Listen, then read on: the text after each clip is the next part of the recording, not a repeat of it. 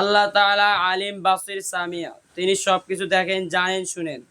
তিনি আলিমুল গায়ব, তিনি চোখের ইশারা ইশারা ইঙ্গিত, মনের জল্পনা কল্পনা বিষয়ে অবগত। তিনি হাইয়ুল কাইয়্যুম, তিনি চিরঞ্জীব এবং তিনি সর্বদা আছেন এবং সর্বদা থাকবেন। এই বিষয়ে আমাদের অবগত থাকা। তো যে ব্যক্তি এই বিষয়ে অবগত না থাকবে, তাহলে সে কিভাবে আল্লাহ তাআলার ইবাদত করবে এবং তার আনুগত্য করবে, এবং সে কেন আল্লাহ তাআলাকে ভয় করবে? তো যতক্ষণ পর্যন্ত মানুষ আল্লাহ তাআলার অস্তিত্ব এবং তার কুদরত সম্পর্কে অবগত হবে না, ততক্ষণ পর্যন্ত সে ব্যক্তি ইসলামের সহজ সরল পথে চলার যোগ্যতা সৃষ্টি হবে না। ঈমান ও ইসলাম তথা আল্লাহর অনুগত করে তোলে। ঈমান ও ইসলাম হচ্ছে এমন গাছ গাছ আর বীজ, যেমন বীজ ছাড়া যেমন গাছের জন্ম হয় না, তেমনি ঈমান ছাড়াও কেউ মুসলিম হতে পারে না। হযরত ওমর রাদিয়াল্লাহু আনহুর একটি হাদিসে ঈমান ও ইসলাম সম্পর্কে সুস্পষ্ট ভাষায় বোঝা যায় যে হাদিসটি হাদিসে জিবরিল নামে পরিচিত। হযরত ওমর রাদিয়াল্লাহু তাআলা বলেন, আমরা কয়েকজন সাহাবী হযরত মুহাম্মদ সাল্লাল্লাহু আলাইহি সাল্লামের দরবারে উপস্থিত ছিলাম। তখন এক ব্যক্তি হযরত রাসূলুল্লাহ সাল্লাল্লাহু আলাইহি সাল্লামের দরবারে উপস্থিত হলো, এবং সেই ব্যক্তি তার দুই উরু হযরত রাসূলুল্লাহ সাল্লাল্লাহু আলাইহি সাল্লামের উরুর বরাবর রেখে বসে, এবং তার দুই হাত হযরত রাসূলুল্লাহ সাল্লাল্লাহু আলাইহি সাল্লামের দুই উরুর উপর রেখে বললেন, ইয়া রাসূলুল্লাহ, ইসলামকে আমাকে বলুন। আল্লাহ রাসূল সাল্লাল্লাহু আলাইহি সাল্লাম বললেন, আল্লাহ তাআলাকে এক মনে করা, এবং এই কথা মনে করা যে হযরত মুহাম্মদ সাল্লাল্লাহু আলাইহি সাল্লাম আল্লাহ তাআলার রাসূল, এবং নামাজ আদায় করা, যাকাত দেওয়া, রমজানের রোজা রাখা, এবং সামর্থ্য থাকলে হজ আদায় করা। সেই ব্যক্তি বললেন, আপনি সঠিক বলেছেন। হযরত ওমর রাদিয়াল্লাহু তাআলা আনহু বললেন, আমি তার কথা শুনে বিস্মিত হলাম যে সে ব্যক্তি হযরত রাসূলুল্লাহ সাল্লাল্লাহু আলাইহি সাল্লামকে প্রশ্ন করলেন, এবং সে ব্যক্তি কথার বক্তব্য সামর্থ্য দিলেন। তারপর ওই ব্যক্তি আবার জিজ্ঞাসা করলেন, ইয়া রাসূলুল্লাহ, ঈমান কি? আপনি আমাকে বলুন। হযরত রাসূলুল্লাহ সাল্লাল্লাহু আলাইহি সাল্লাম বললেন, আল্লাহ তাআলা, তার সকল ফেরেশতা, আসমানী কিতাব, নবী রাসূল, তাকদীর, পরকাল, মৃত্যুর পর পুনরায় জীবিত হওয়া, এসব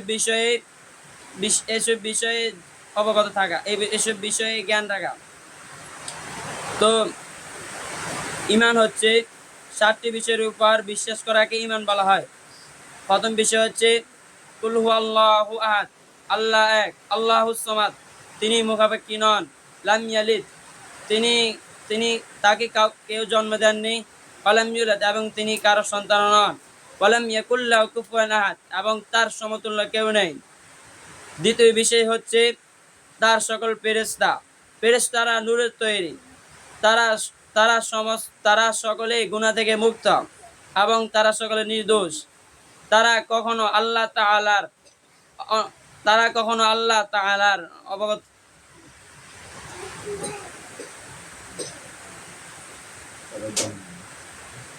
তারা কখনো আল্লাহ তাআলার অবাধ্য হন না, এবং তারা সকলেই নিষ্পাপ।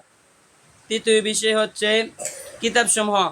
আল্লাহ তাআলা বিভিন্ন সময় বিভিন্ন নবী রাসূলদের উপর বিভিন্ন কিতাব নাজিল করেছেন, যেমন হযরত দাউদ আলাইহিস সালামের উপর জবুর, হযরত ঈসা আলাইহিস সালামের উপর তাওরাত, হযরত ঈসা আলাইহিস সালামের উপর ইনজিল, এবং শেষ নবী হযরত মুহাম্মদ সাল্লাল্লাহু আলাইহি সাল্লামের উপর কোরআন।